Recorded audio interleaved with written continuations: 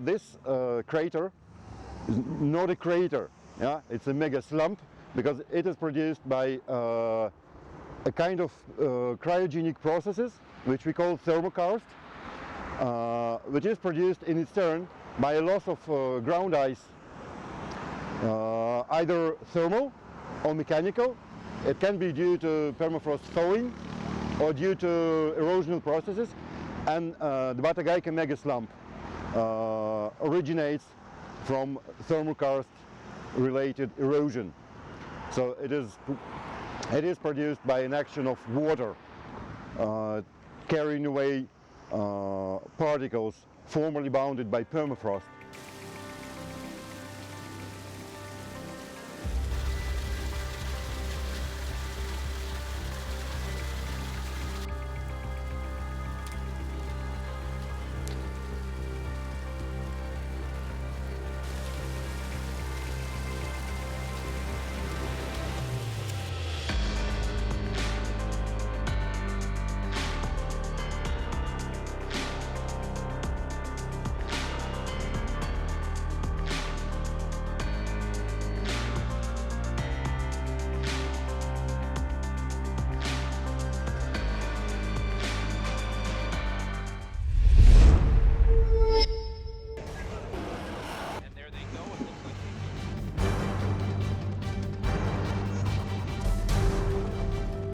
The US and Russia are dangerously close to an armed conflict.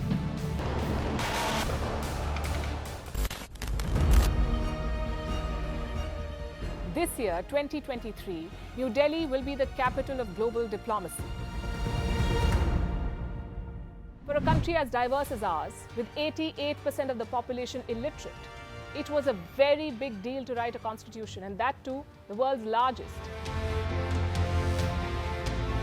Meanwhile, if we may, here's a Republic Day gift from India for the BBC. A list of suggestions for the BBC for their upcoming documentaries. Number 1, the Kohinoor and the colonial loot. Number 2, an outdated monarchy and unhealthy obsession with the royals. Number 3, racism in 2023. We're waiting.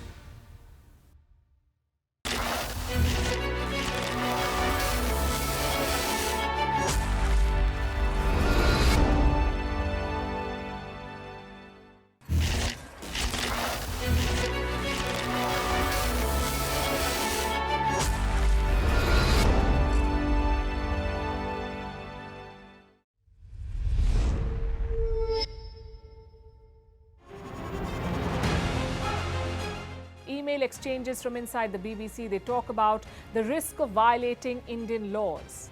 It's easier to rake up the freedom of speech debate, but does it give anyone a free pass to knowingly violate the law?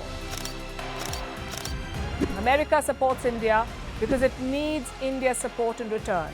And India is working with the US because it suits India's interests. This is how geopolitics works.